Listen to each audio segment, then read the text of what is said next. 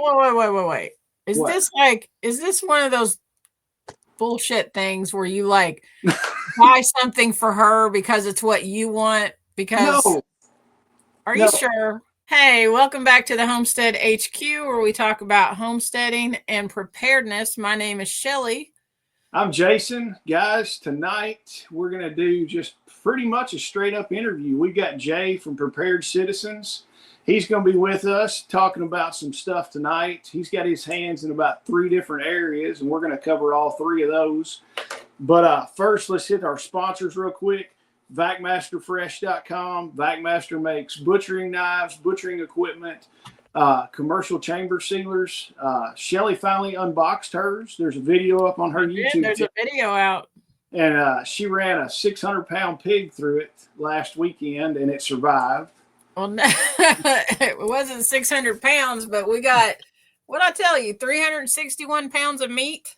Something like that. So she was 600 pounds when we killed her, but we were left with 361 pounds, and we ran all of that through that chamber sealer, and it held up like a champ. It sealed everything perfectly. It's all in the freezer, protected. It's going to last us a long time, and we've actually been using our chamber sealer on other things since then. And go check out, it's VacMasterFresh.com. Use the code Homestead. That'll save you 15% off your order. I think they've still got some pretty good sales going. I'm not 100% sure. But I'm looking it up right now. All right, Shelly's looking it up. But yeah, I mean, go use that code and you'll save 15% for sure on your order. I mean, that's chamber sealers. They've got stainless steel tables, all the bags, your butchering knives. Have you found it, Shelly? Well, it says you can get 10% off your first order. And I got an email today, I think, that was talking about their tables, their stainless steel tables. All right. I'm not sure, though. I don't see anything on the website. So maybe right now we're in the middle or in between some specials. But they run specials all the time, usually 2 to 3 different ones a month. Yeah. So go check out VacMasterFresh.com. The other thing is go to SignatureSolar.com. Those guys have probably got some of the best prices on solar stuff right now. Use the code Homestead. That'll save you some money off your thing. And I can say this because my wife does not listen to the podcast. She is getting something from Signature Solar for Christmas. She saw one of their solar coolers, the solar battery powered coolers. Wait. Is this one of those bullshit things where you like buy something for her because it's what you want? Because Are you sure? I watched the video. It's an Anchor 30-liter cooler. It's a battery operated cooler on a lithium battery. It comes with a 100-watt solar panel that'll keep it charged. It says it will do a charge for 40 hours and keep stuff cold for 40 hours. And this is what she wants. Well, no, wait. This is where it gets interesting. I was looking at it, and I was like, she saw one at one of her friends' houses. And she was like, that's pretty cool. And she looked at it, and she was like, ooh, this is expensive. So I was looking at it, and I showed her, and I was like, hey, look at these coolers. And they were a lot cheaper on Signature. So she was like, one of those would be awesome when I go do stuff at the kids' school and do this and the ballpark and all this. And I was like, would you want one? She's like, yeah, it'd be pretty cool. So it's for her. But it's also a great prepping item, too. Oh, wow. These things are nice. Yeah. It'll go down to 4 degrees below zero, so you can freeze stuff in it. Holy moly. Yeah. So, I mean, it's totally sustainable. You've got the 100-watt solar panel will keep it charged so you can have a mini refrigerator indefinitely. See, Jay is going to go check it out before when we get off here, I know. It's definitely piqued my interest. Hey, they've got a 30, a 40, and a 50-liter. And I think the 50-liter has a dual zone where you can freeze one side and just refrigerate the other side. You know, that'd be nice at the beach, too. Hey, I mean, Now think about it. And now I'm giving away the stuff I want to do. I want to do a video on it. So I'm going to do a video. I don't know if I'm going to do the video before or after I give it to her for Christmas. This 30 actually has a little table on the side of it. It's got those things that you put down, like you put in a big freezer, those tray things that you can put stuff in different compartments and everything. This is nice. It's sweet. But think about this. In a grid down situation, the first thing people worry about is their refrigerator, keeping stuff fresh in there. I'm more worried about my freezer being a longer term deal to keep running. But if you can run that indefinitely off that solar panel and that battery, you're not going to be going to Kroger all the time and having fresh meat and fresh cheese and all this stuff. Like if you throw something out of your freezer and say you're going to cook burgers and you've got 4 or 5 burgers left from the night before, you're just going to throw those in there and you're going to eat them, for breakfast. So a 30-liter cooler will be sufficient to keep stuff cold indefinitely. This says that the duration, it'll last 42 hours, and all you'd have to do is plug it into your solar panels to recharge it again. Yeah. This is pretty sweet. And if you live off grid too, like a fresh kill or something. Yeah. Fresh for a while. I mean, it's going to be a cool deal. And I don't know, like I said, I don't know if I'm going to do a video before or after I give it to her for Christmas. I still don't know if I believe that this is actually for her, but it is. It's good. I would like to have one of these. I actually think my wife's wanting one right now. Hey, they're pretty sweet. It's going to stay up in the garage, and it's not going to come to my shop except for to do a video on. Because I know if I get the thing dirty, I mean, you've seen my Arctic cooler, Shelly. It looks like it's been run over by a semi, but this has wheels and everything. You can drag it around. Yeah. Yeah. But it is for her. So if they use code Homestead when they check out, what discount do they get? I think it's $50 off your order. Okay. I think it's $50 off your order, or maybe 5%. I'm not 100% sure, but I know they got them on sale right now. Because I made sure when I ordered it, it was on sale. Very nice. All right. So since we got that out of the way and the rabbit hole that we went down of me buying Christmas presents that I want. So, all right, Jay, Prepared Citizens. We tell everybody. I mean, you're almost world famous. So the three people that don't know who you are, tell them who you are and kind of your background. Because the three people that don't know who you are going to listen to this. Right. I kind of thought y'all was scratching my sparrow when you got me on here. But I am Jay Addison. I got a YouTube channel, Prepared Citizens. I have a website, is preparedcitizenstg.com. I've recently started doing firearms training and TCCC medical training, and I sell medical kits. I kind of was on a big search for the perfect medical kit for me, and just kind of based off of my experiences in the military. And then I went to tactical response, immediate action medical. And you go through scenarios that kind of get you thinking about, things you'd want to keep on you, especially that's geared for like family and stuff. So I ended up kind of building a kit from scratch. What I like, the flagship kit that I sell is called the FFAC. That's the family first aid kit.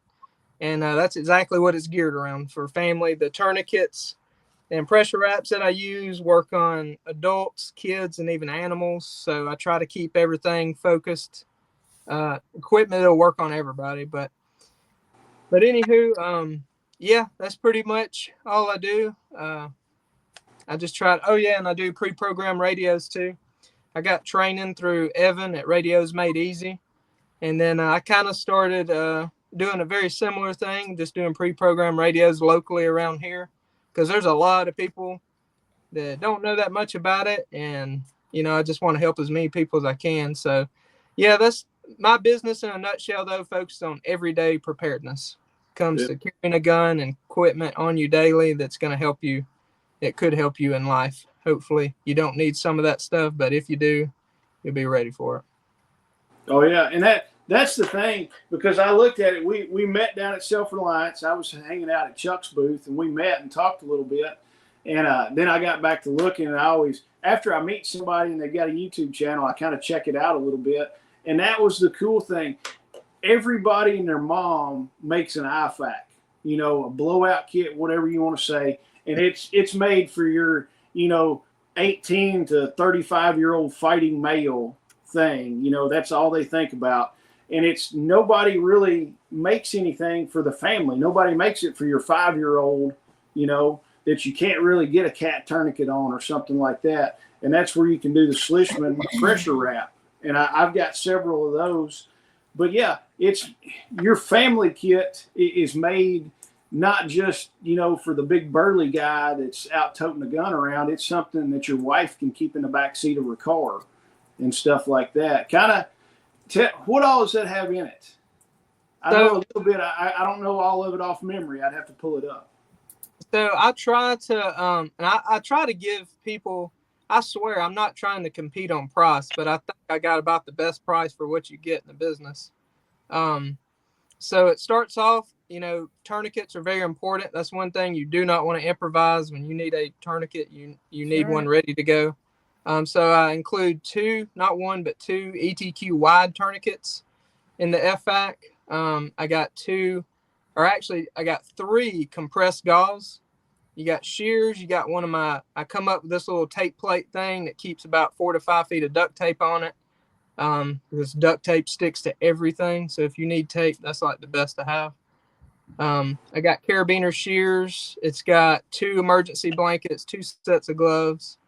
It's got all your extreme breathing and respiratory capabilities. You got the twin pack of vented chest seals. It's got a decomp needle. And I understand not everybody knows how to decomp needle. You should never use one unless you have been trained in person to use one. Yeah. But my theory in including one was, you never know, like if it's a car accident or God forbid an active shooting situation, you never know when a combat medic or someone that is trained that knows how to use it may show up to help you. So yeah. I'd rather have one, and God forbid I don't, you know, hopefully I don't need it. But if it is needed, that is one of those items that, you know, if you get a, golly, I'm having a brain fart. One of your lungs collapse and you need a decomp needle. Yeah. You have maybe 20 minutes. You don't have too much time to get one. So you got to have one, you know. And then and it's got the basics. And I got a 6-inch Israeli bandage, 2 emergency blankets. So I try to double up a lot of the stuff that you may. And gauze, you can't never have too much gauze. If you've ever talked to anybody that's done real training, you cannot have enough gauze, period. So yeah. I was doing 2 gauze, but man, I tell you, even the trainers that I use, you can get 2 compressed gauze in those things if you do it correctly. So I don't know. I like to have 3 in there because it fits and it's not that big of a deal. But anywho, yeah, that thing's basically stacked. It's got all kinds and it's got a boo-boo kit in it as well. So in case you do get the little boo-boos or anything like that, it's got that in there with you too. Oh yeah, I try to keep it going. Yeah, I mean, I'm a contractor and I keep my medical bag in the back seat of the truck. And the thing that I refill all the time is stinking Band-Aids and alcohol wipes. Yeah. Like, knock on wood, I've not had to use a tourniquet on a job site or anywhere. But by George, at least twice a week, I'm grabbing alcohol pads and Band-Aids to do something because I've cut my finger or scraped or done something like that. And that's the cool thing. Your thing has got the boo-boo kit. I've built a bag for my wife that we keep in the back of her SUV that's got all that stuff. It's got the boo-boo kit. It's got everything from, you know, Band-Aids and alcohol wipes to shears, tourniquets, SAM splint, all that kind of stuff, your allergy medicine and everything. And you're going to use the allergy medicine and the Band-Aids and the stuff like that way more than you're going to use a tourniquet. Definitely. And to cure the brain fart is a tension pneumothorax, what I was trying to think of a while ago. That's some big words. Yeah, I know. I tell you, it's been a long day today. It was not coming to me. But and also as an option, the Schlissman pressure wraps, I don't put those in there just because I really gear, which honestly, I don't think it'd be a bad idea, but I tell people if you got infants or anything like that, very, very, very small babies, children, this is probably the best item you're going to put in your medical bag for them. If they get some kind of deep cut or even just a sprained ankle or something like that. And this is probably the least painful thing to control bleeding that there is. Yeah, I got turned on to those, and I've got several of those. I played with them just a little bit, and that's the nice thing. The pressure wrap, you can fit it on a small extremity of a kid and something like that. And Yep. as opposed, I think the soft T tourniquets are the ones that they say that you can use for kids that'll get small enough to go on there. But still, if you've still got a small little bitty kid, that soft T is still not going to go down small enough for it. Right. Yeah, I'm not a big fan of the soft T. In training, it has just hit a couple of failure points I'm not crazy about.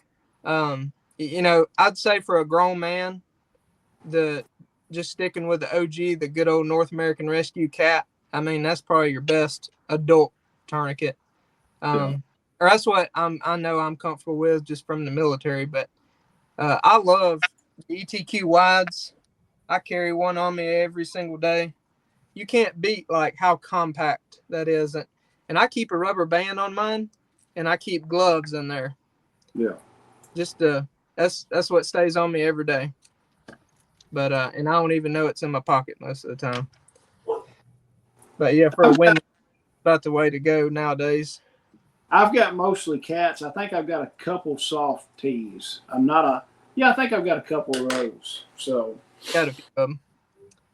But yeah, now you're doing Stop the Bleed. What medical classes are you offering right now? So right now it's just pretty much a Stop the Bleed, and we do turn into like recovery positions.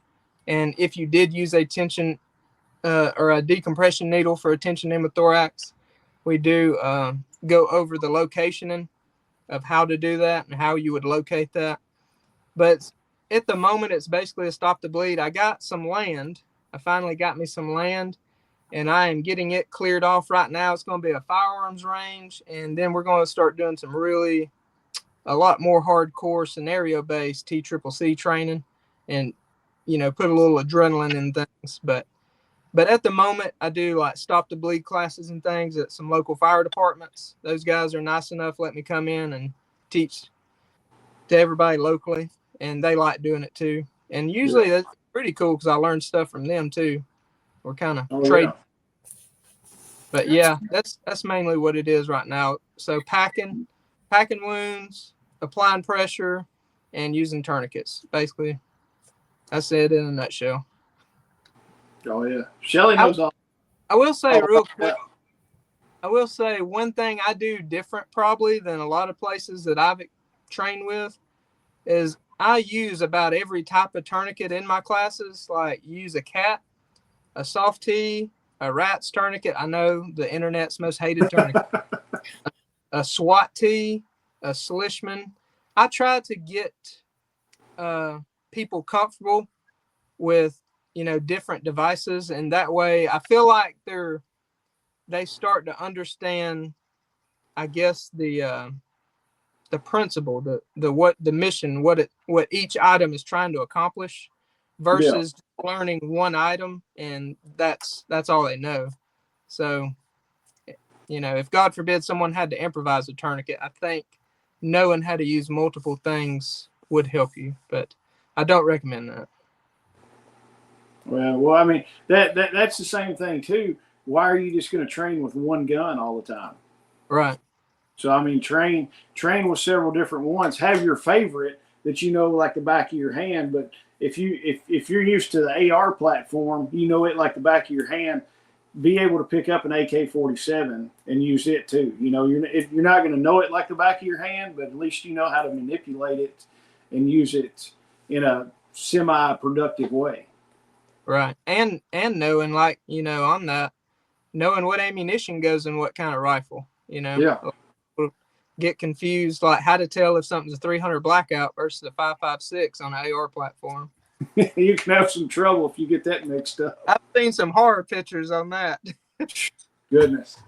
Yeah, my brother bought a 300 blackout, and I'm like, why did you buy that bastardized gun? I'm like, now you're gonna have to worry. And he's like, I've got a system on how I'm gonna keep up with the mags and this and that. And I'm like, you go for it, buddy. I was like, but you bought a bastardized gun is all you did. And now the stupid thing, he bought it and it won't. The whole reason he bought it is because he could shoot subsonic stuff and get a suppressor. The thing won't cycle subsonics. Oh man. I'm like, you just. I told him. I said, take that upper and sell it at the gun show and get rid of it. And he took it to one gun show and he was like, I couldn't get rid of it. I was like, you didn't try too hard. So that's been my experience with the 300. But I don't own one, but a lot of people come to me about fixing guns or working on them or diagnosing them. And the few 300 blackouts I have messed with, going from subsonic to non-subsonic rounds and all that, you've got to have the gas system on that just perfect. Yeah. For it, and that to me was enough for me not to want one. Yeah. I don't want to have to be thinking about how to adjust my gas system depending on what rounds I'm shooting. And now I'm not a huge gun nerd and a big tactical dude, but my opinion on a 300 blackout is it was a solution looking for a problem. Yeah, it's pretty much. I mean, it's like I would much rather have my 30-30 lever action than trying to shoot a 300 blackout. It's the same deal, pretty much.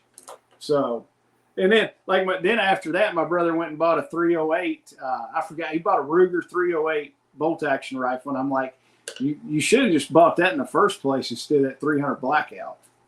Yeah. So, but that leads us, since we got down in the weeds on guns. Shelly wants to talk to you since you're doing some firearms training. Tell us kind of what you're doing with the firearms training, and then Shelly. I know Shelly was asking me. She's like, "What does he do? What does he do with this and this for the firearms?" And I'm like, "Let's ask him in a minute." So, what have you got going on? I know you said you're clearing the place out for range and all that. Yeah, I've been using some land over at my dad's until now, but yeah. So I have a basic pistol defensive course I run. I like to, the way I explain that, it's kind of like a baby version of tactical responses fighting pistol, because there's really nothing even remotely like that around here. You have to travel, to Tennessee or maybe even north of Atlanta. I think it's at Warrior Poet Society, somewhere like that, to get similar. But it's basically where we go over firearm safety. Obviously, that's the most important thing. And then we go over mindset. We go over, when to shoot. You're almost, even though we train with firearms, we almost are training more so how to avoid having to use them also at the same time. And, paying attention to your surroundings, not getting into arguments, not road raging, things, the basics of life.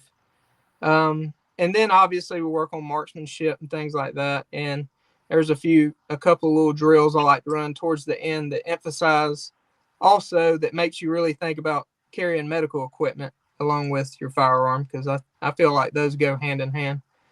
And then I also offer the basic pistol NRA firearms course. I'm an NRA certified firearm instructor as well. And that's like, I recommend that course for people that has never touched a firearm. Like, it goes over the little nomenclatures and what everything is on a pistol, what a revolver is, what an automatic pistol is, what a double action is, what a single action, striker fired, all that. So, it kind of goes off of people's experience level, which one they want to take. The defensive pistol course, a beginner can take it. It's very beginner friendly. And I also, one thing I like to do for people, especially, it's usually women. Most dudes are too shy to even take training around here. But women, though, they'll jump right in there and they end up being like the best shooters anyway. But I always tell people, if you don't have a firearm, sign up for the class. And I also got an option on there where you can rent firearms.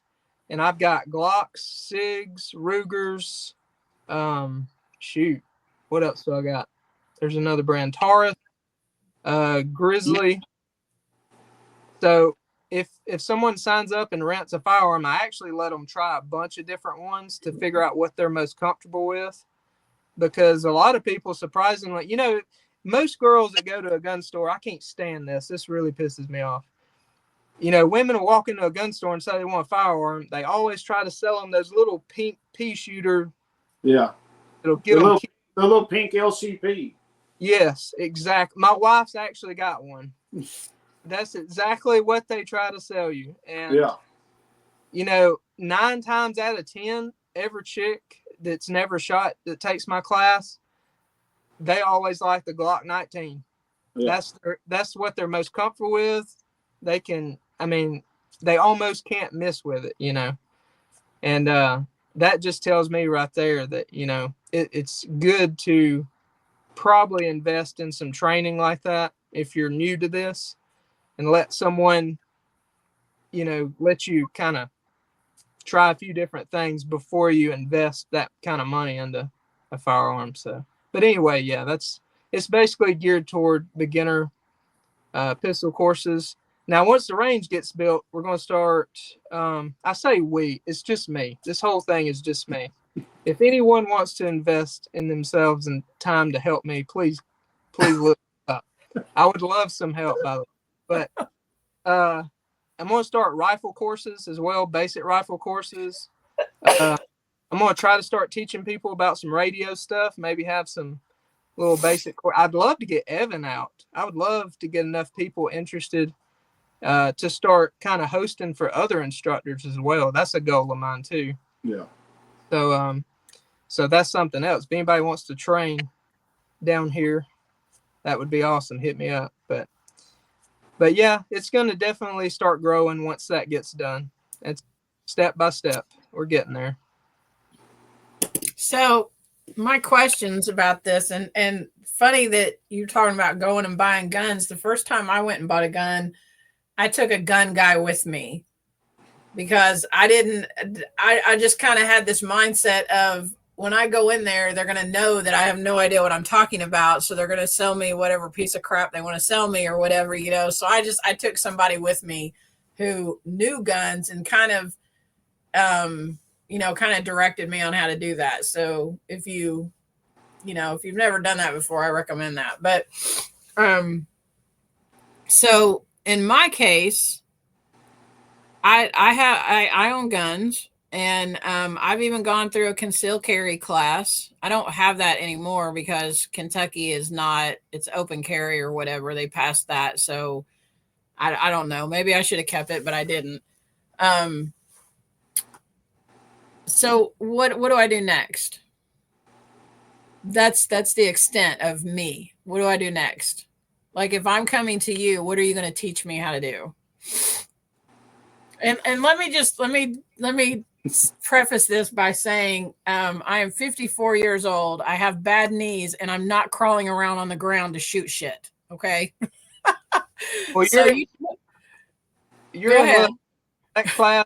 My class, we're not crawling around yet. I probably will do an advanced course eventually, but I see these videos of people like jumping out and then rolling and shooting stuff. Man. And I'm like, if I look at something and I think I might break a hip, that is not happening. Like, I'm at that age now. I always examine everything through the lens of, could I hospitalize myself or whatever? So what have you got for me? What can you teach me? Well, we're going to figure out what you can shoot with. And there has been a couple that's came through that had like bad wrist. They couldn't even really 9mm.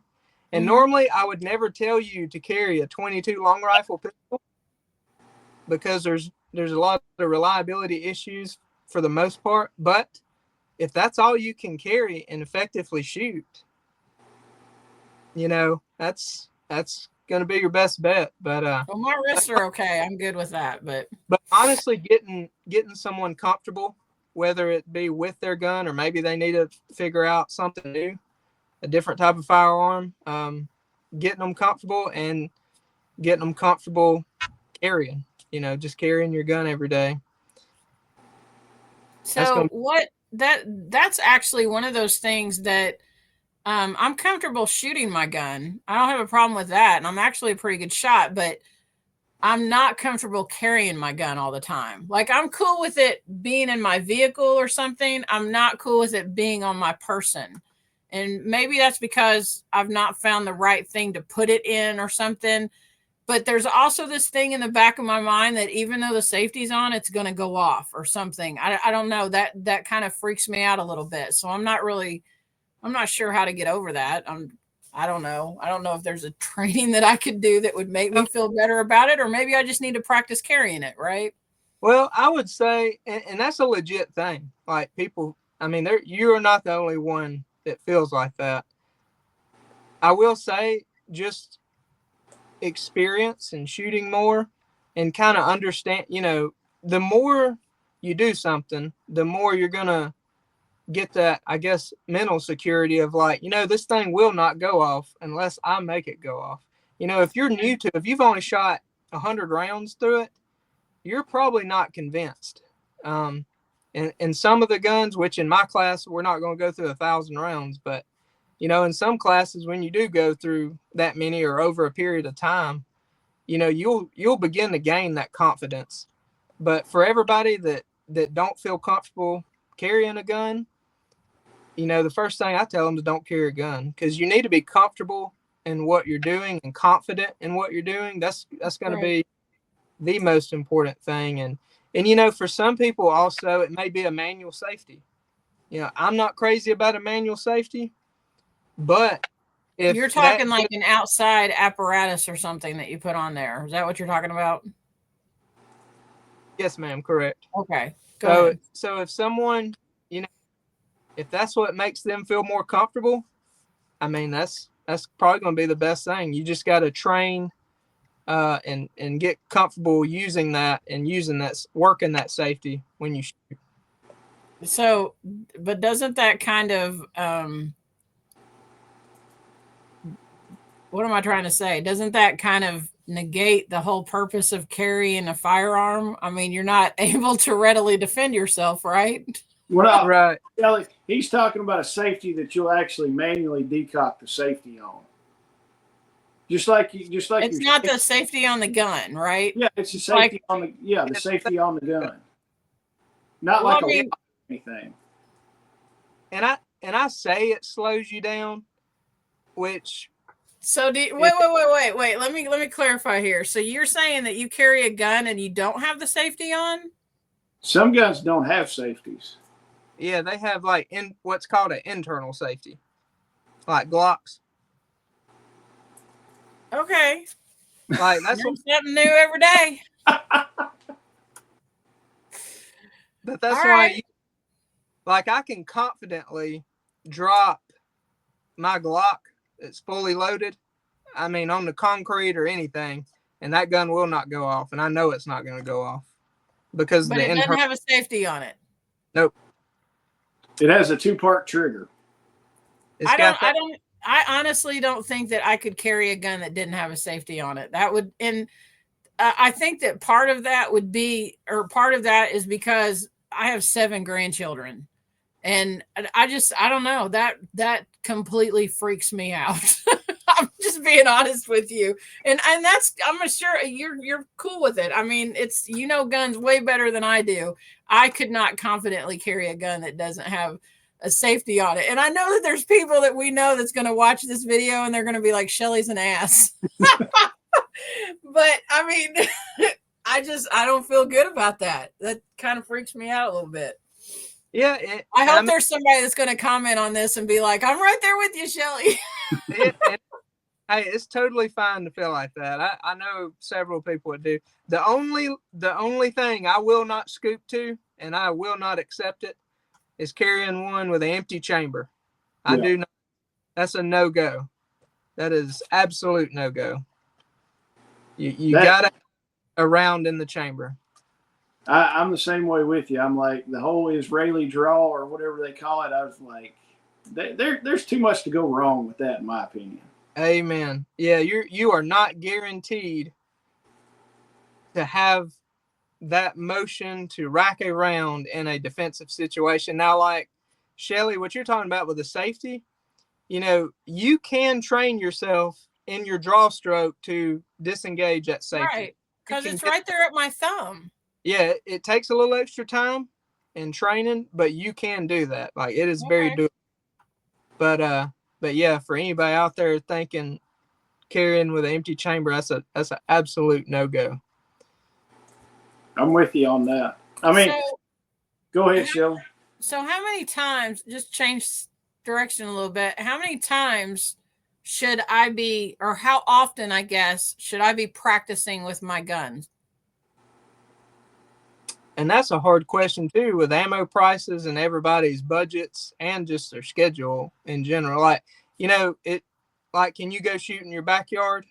Yeah, I could. Okay. Because there's a holler and I wouldn't hit nobody. It'd be fine. So that helps a lot. And two, let's see what I was about to say. If you could, like, maybe get on a schedule, I don't know. If you have like an automatic, like a Glock or something, if it takes magazines, maybe try to do it. Maybe try to make yourself shoot like 2 mags a month. I don't know, something like that. You ain't got to go crazy, because now if you can do more, do more. And another thing, when it comes to shooting, I do recommend someone taking a very legit / organized training class. And then that way, when you go to the range, you kind of got an idea of what to practice, like what your mission is when you go to the range. You're not just shooting a paper. Because, that's a good opportunity if you got your own land to work on draw strokes. You can't work on draw strokes in like an indoor range that you pay to go to, because most of them guys are weird about that kind of stuff. Yeah. But if you got your own place, that's really good. Which if you don't, draw strokes, that's where you're going to start focusing in on that with your dry fire practice. That's where you're not using live rounds. So, right. And then you'll work on your accuracy and recoil management when you go to the range. So I know that you don't live around here, but if I'm going in my backyard and shooting off however many rounds I want to shoot off, is my sheriff going to come and visit me? Like, how does that work in Kentucky, Jason? Only if you hit somebody. So, because I know, right now it's deer season, or I guess maybe deer season is over. I don't know. It's been deer season. And, early in the morning, you'd hear shotguns going off because, that people are out deer hunting. And that's a thing. You kind of expect that in the area that we live in. But if I'm standing behind my barn and shooting a tree over and over and over, my neighbors may call on me. I mean, I don't know. As long I had at my place, my property backs up to an elementary school here. Right. I set up my range. We've got an old pond. I dug the old pond out. I've got like a 10-foot tall berm to shoot into. And I called the sheriff. I go to church with him. I called him. I was like, hey, come look at this. And he's like, everything looks good. I was like, so I can come out here whenever I want to and shoot. He goes, I wouldn't shoot when school's in session. And I'm like, yeah, that's cool. I'm not going to do that. And he's like, don't come out and blasting, don't do a mag dump at 3 a.m. in the morning. But he said, if you're doing everything and shooting in a safe manner, nobody can say anything. So they may call the law on you, but there's nothing they can do about it, right? Yeah. They may come out and visit, but as long as everything's okay, you're good. Yeah. If you can say, hey, if you're shooting from your barn down into that holler into the creek, there's nothing down there to hit. So nobody can say anything. Okay. For 3 a.m. is the best time to do mag dumps. Yeah. in your underwear with one of those Cousin Eddie hats on. Let me tell you, if one of my neighbors get out here at 3 a.m. doing that bullshit, I am going to be calling the law. Be like, dude, I gotta work. I have an hour and a half before I get up, man. No. When people drive up to the house, they see I've got a full-size Hunter Orange, it's half-inch AR plate, full-size torso in the front yard. And people are like, oh. So I'm like, yeah, we shoot. I mean, I shot a darn coyote out of the bathroom window one day. So Oh, nice. Whitney was real excited. She's like, what in the hell is going on? I was like, there's a coyote down by the chicken coop. And she's like, why do you have an AR-15 by the toilet? I was like, why don't you? I feel like we need to have Jay come up and do a shooting class for us. We can. It's not that far. How far away is it, Jay? Shoot, how far is it to Nashville? Let's see, Nashville. I think it's about maybe 5 hours. So you're 6 hours away. All right. All right. Because it takes me about 6 hours to get to tactical response. And aren't they like an hour west of Nashville? Ain't that right? Yeah, they're an hour to an hour and a half west of Nashville. Okay. How far are you from Chattanooga? Is that the other direction, or is that too far away? Nah, I got a sister that lives in Chattanooga. That's about a couple hours, 2 or 3. Well, that may be 3 hours actually. Yeah, that's probably longer because it's like from where I live, and Jason lives like an hour past me. From where I live, it's like 3.5, 4 hours to Chattanooga. Oh, okay. So that's probably longer. And this geography lesson was brought to you by Backmaster. Right? Yeah, or Encyclopedia Britannica. So, well, I would just really there's some things that I want to learn about my firearms, and I would just like to that whole thing. And again, I'm sure that you're around people who know what's going on or whatever, but that whole, even talking to somebody about it is intimidating to me. Yeah. Because there are some crazy gun people out there, like people that you think, well, they know what they're talking about, and I can have this conversation with them, or they can train me. And then I'm just like, you're just a little bit too weird. I don't know that I want to talk to you about guns. I mean, not you. I'm just saying, people. And it's like, I'm very particular about who I will let teach me about stuff like that. Does that make sense? Oh, yeah. Just some people are just, yeah. Yeah, I mean, that was kind of like me when I was getting ready, to do like a big pistol class. Like when I ended up going to fighting pistol at tactical response, I was looking at a few different places. But I really liked, which I didn't get to meet him, unfortunately, but I really liked James Yeager, and I felt like his teaching methods would just really just be up my alley, I really, and it ended up being Nate and Steve that was my instructors, and boy, they did a good job. That was some good dudes. So I was happy I went to tactical response after going. And Shelly, I'll tell you the big thing. I mean, I carry a pistol almost every day with me. But the big thing when I first started carrying a pistol, to get comfortable, you think when you've got a pistol on your hip or an appendix carry or whatever, you think everybody and their mom is like, oh my God, that person's got a gun on. And you're just looking around and you're like, everybody knows I've got a pistol. Half the time, I've walked in stores with a Glock 19 on my hip, open carry, and nobody looks at me weird. Yeah. So that's the big thing, is getting over that. Nobody is looking at you saying, oh my God, this lady's got a pistol on her hip. And the more you do it, just like driving, when you first started driving, you were like, oh my gosh, you were holding the wheel, white knuckled, not wanting to make a mistake. But now you jump in your truck and you don't think anything about it. You start it up, put it in gear, and go. Right. And that's what it is. After a while, it's just second nature and stuff like that. And you'll get comfortable with it just the more you do it. So it's nothing for me, in the morning to put on, when I'm putting my belt on, I throw my Glock on and go. Yep. I'm sitting here in a room in my house and I'm wearing my Glock 19.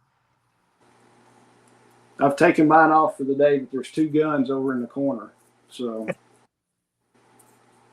but yeah, I mean, I'm that guy. Yeah. It's like that meme that's got on there, and it said something, the doctor, it's like you have guns in your house, and the patient goes, "I have a gun in your office," and the doctor's like question marks. I think, weren't you the one that shared that? I think so. I stole that meme from you and put it on my page too. Oh yeah. That Well, was hilarious. yeah, I'm one of the people that at church that always has a gun. So, and there's a lot of people in our church that carry guns. Yeah. Yeah. Around here, it ain't no big deal in the Georgia, Alabama area that we are stomping grounds. And Yeah. you know, funny, a lot of YouTubers are like, you know, don't wear camouflage and stuff like that because you'll stick out. And I'm like, man, around here, if you wear camo, you're gonna blend in even better. Oh yeah. Throw some faded real tree on, and you're ready to go. Yeah. Yep. If you're not wearing camo, you stick out. Right. Especially this time of year. Oh yeah. I mean that's the way in Kentucky. If you're not wearing real tree or mossy oak, you know, that's now if you're wearing a military camo, now if you stuck on like multicam, you're gonna stick out. But if you want it, even like the woodland, if you threw woodland on, people are gonna be like, yeah, that guy just ran to the Army surplus store and bought a woodland field jacket. And they won't think anything about it. Yeah, there's a bunch of people around here that hunt in old military surplus woodland camo. Yeah. Hey, I've killed more deer in a pair of Carhartt overalls, dirty, nasty work Carhartt overalls, and a darn North Face, like a black or a green North Face jacket. I've killed more deer in that than I've killed in the fancy mossy oak and all this other crap. Yep. They don't care. I mean, they'll walk out regardless. It doesn't matter. Yep. So, but yeah, well now you've taken Evan's class and now you've become a radio nerd, haven't you? Woo! Yeah, I was kind of sad. I was really sad when Evan broke that to me in class. He said, I hate to break this to you, but if you're in my class, you are your group's radio nerd. Like, you're it. And I was like, oh no. I didn't realize I went that deep, but I guess I did though.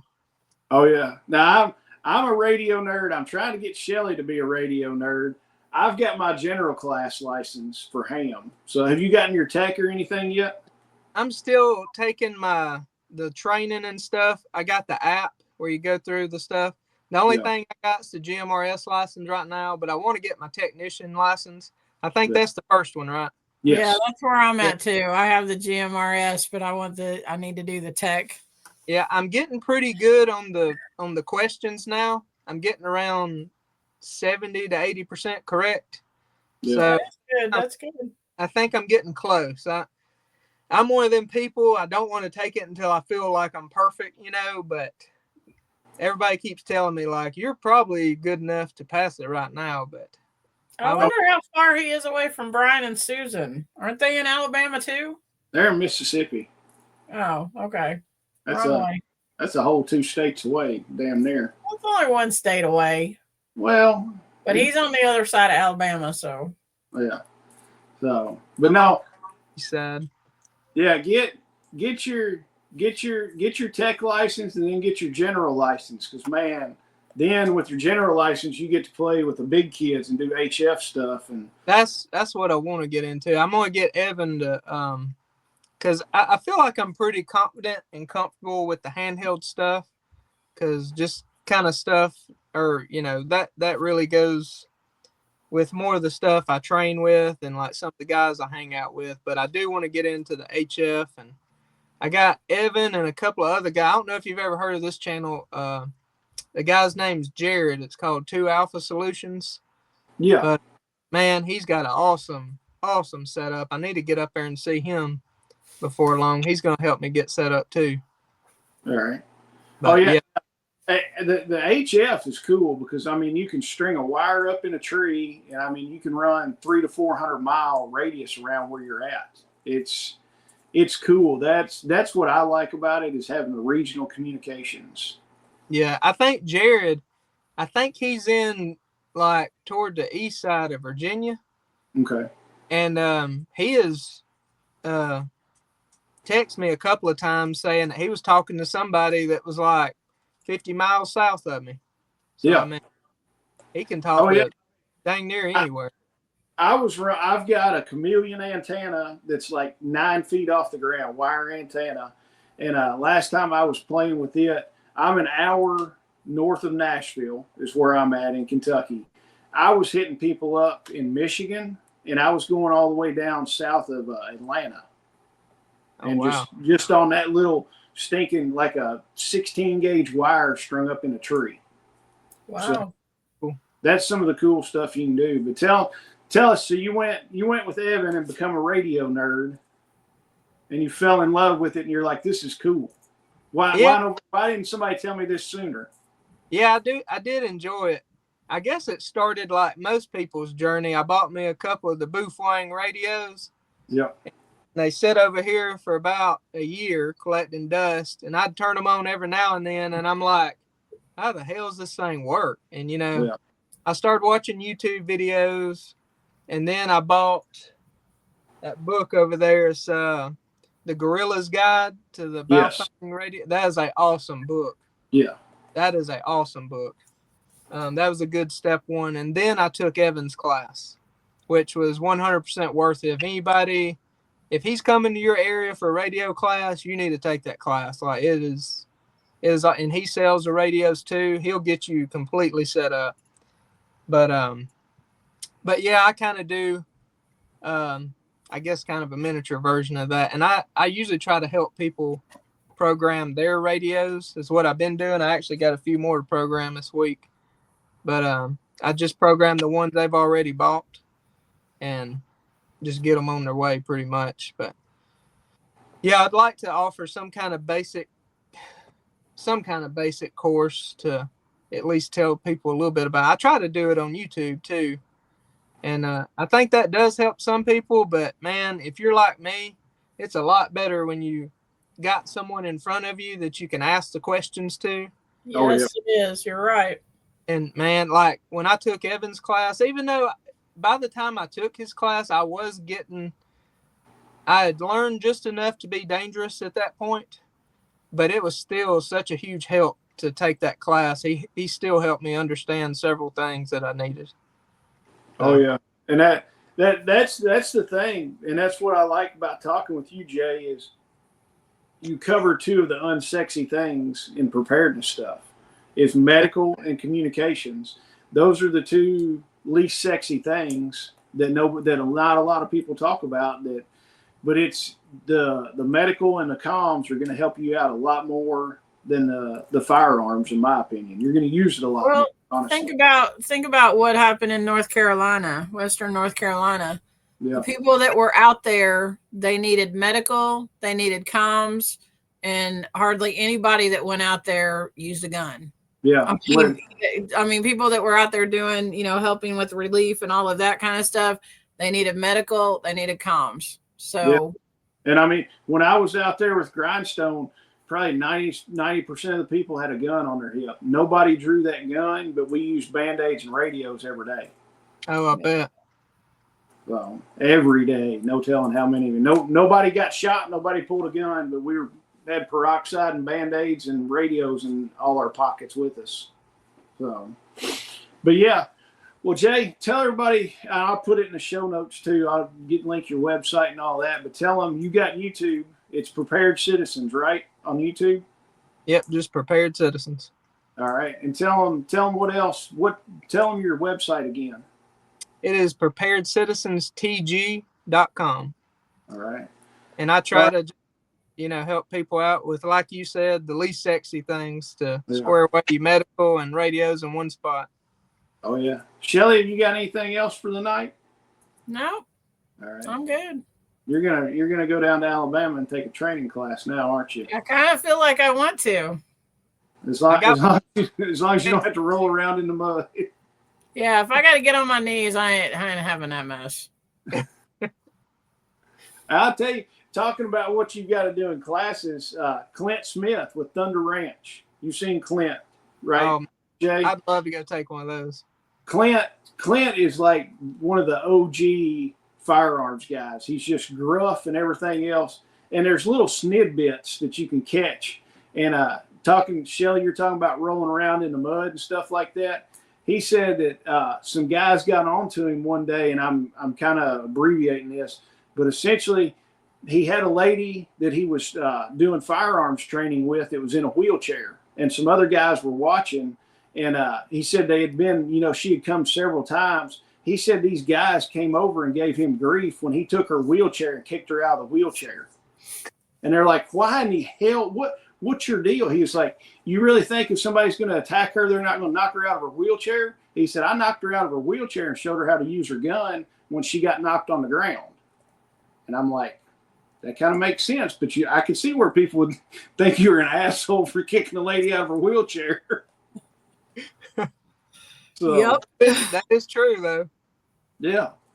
All right. Well, Jay, I don't recommend that, Jay. I'm just going to tell you, I don't recommend that. I mean, I guess if you were old and crotchety and all that, you might get away with that, but you're kind of young. You go kicking an old woman out of a wheelchair, she might shoot you instead. I know. I'd be scared of getting shot myself. Jay, we appreciate you coming on. Guys, go check out the show links and go check out Jay. Check out his channel. Check out his website. And if you need some training, go talk to him. If you need some medical stuff, talk to him too about his FFAC. It's a good product. I've looked it over. But we appreciate it, Jay, and we will talk to y'all later on. Man, thanks for having me. All right. Bye. Thank you.